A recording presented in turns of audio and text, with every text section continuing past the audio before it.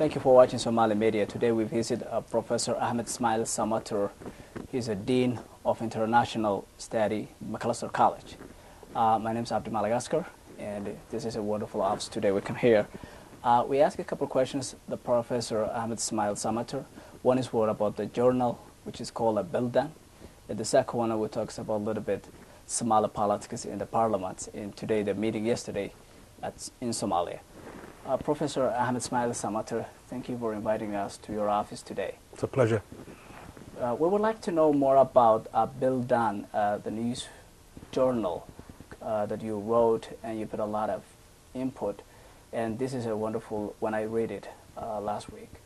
How did you get the name Bildan?